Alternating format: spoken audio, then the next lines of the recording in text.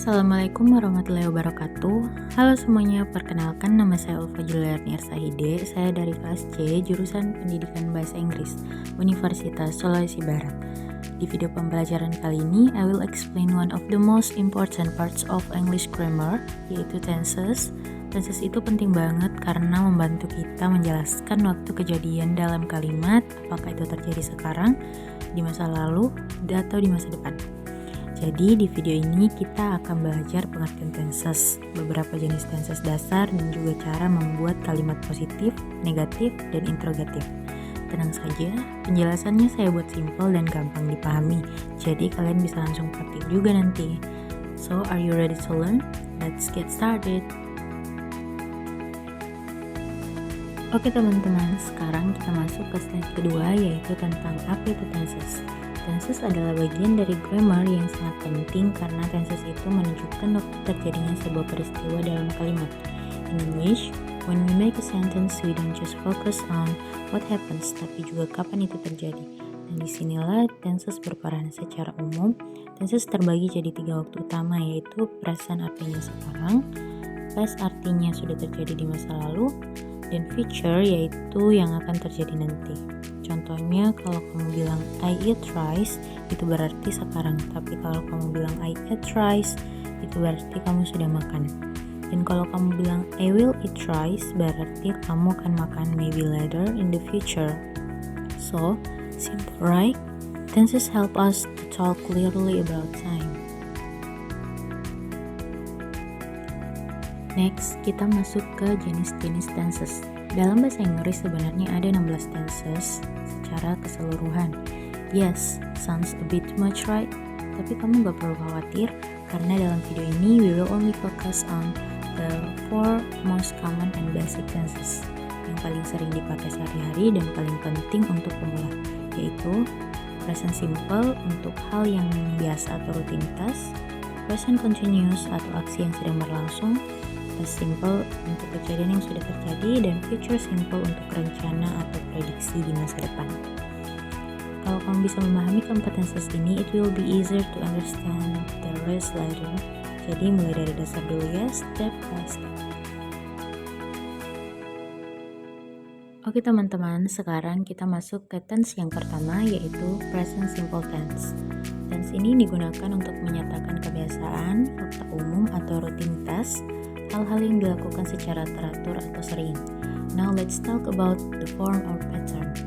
Present simple punya 3 bentuk kalimat, positif, negatif, dan interrogatif atau kalimat tanya. Nah ini rumusnya. Untuk kalimat positif, rumusnya adalah subjek tambah verb 1, tambahkan s atau is jika subjeknya he, she, it.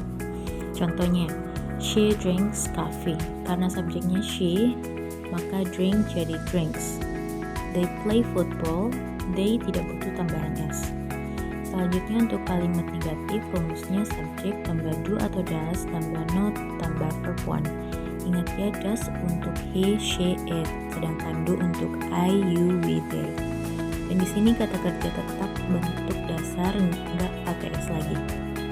Contoh, she doesn't drink coffee, I don't like tea. Dan untuk kalimat interrogatif atau kalimat tanya, rumusnya do atau does tambah subjek tambah verb 1 tambah tanda tanya. Nah contohnya, does she drink coffee? Do they play football? Lihat ya, verbnya tetap bentuk dasar walaupun subjeknya she, karena perubahan udah masuk ke kata does. Gampang kan? Jangan lupa yang penting itu verbnya dan subjeknya cocok. Kalau kamu udah ngerti ini, belajar tenses lain bakal lebih mudah. Nah, sekarang kita masuk ke present continuous. Nah, biar lebih mudah dipahami, yuk kita lihat rumus lengkap present continuous. Kalau kalimat positif, tinggal pakai rumus subjek tambah am atau is atau are tambah verb ing. Contohnya, I am studying atau they are watching TV. Kalau kalimat negatif, tambahkan not setelah am atau is atau are. Contohnya, I am not studying atau she is not sleeping. Lalu untuk interrogatif atau kalimat tanya, kita balik posisinya. Am atau is atau are tambah subjek tambah verb in tambah tanda tanya. Contohnya, Am I studying? Atau are they playing? So the pattern stays simple, cuma tinggal tahu urutannya dan bentuk ing dari kata kerja. Oke, next kita masuk ke tense yang ketiga, yaitu past simple tense. Tense ini dipakai untuk menyatakan kejadian yang sudah selesai di masa lalu, sesuatu yang terjadi yesterday, last week, 2 days ago, pokoknya semua yang udah lewat. Rumus dasar past simple adalah subjek tambah verb to. Jadi kamu harus pakai bentuk kedua dari kata kerja yang biasa kita sebut verb to. Contoh kalimat positif, he visited his uncle. Kata visit berubah jadi visited karena itu verb 2 bentuk regular. Sekarang kita masuk ke 3 jenis kalimat. Kalimat positif, rumusnya subjek tambah verb to. Contoh, they watched a movie, she ate pizza. Kalau verbnya irregular kayak eat, maka berubah jadi ate, bukan ditambah id. Kalimat negatif, rumusnya subjek tambah did not atau didn't tambah verb 1. Contoh, he didn't visit his uncle. Ingat ya, walaupun ini masa lalu, kata kerjanya balik lagi ke verb 1 karena kita sudah pakai did. Nah, untuk kalimat tanya, rumusnya did tambah subjek tambah verb 1 tambah tanda tanya. Contoh, did he visit his uncle? Jadi ini rumus lengkapnya beserta contohnya. So, whenever kamu ngomongin hal yang udah terjadi di masa lalu, entah kemarin, minggu lalu, atau bahkan tadi pagi, kamu pakai past simple. Just remember the verb to. Oke teman-teman, sekarang kita masuk ke tense yang terakhir dalam video ini, yaitu future simple tense. Tense ini digunakan untuk menyatakan rencana, janji, atau prediksi yang akan terjadi di masa depan. Things that will happen. Contohnya, kalau kamu mau ngomongin sesuatu yang akan kamu lakukan besok, minggu depan, atau nanti malam, kamu pakai future simple.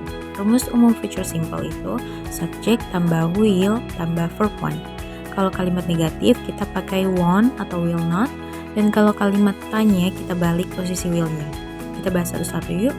Jadi untuk kalimat positif, rumusnya adalah subjek tambah will tambah verb 1.